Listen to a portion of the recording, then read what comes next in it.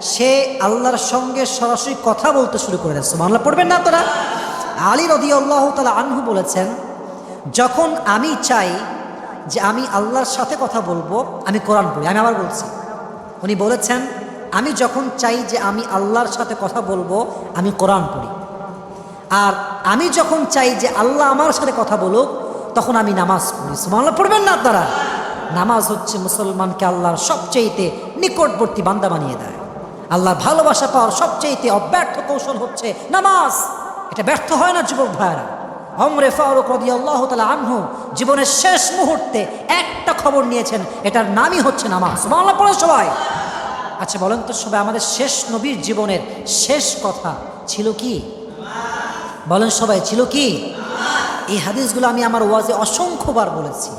কেন নামাজ ছিল শেষ কথা, কেন নামাজ ছিল বারবার বলেছি। যে যুবক ভাইরা,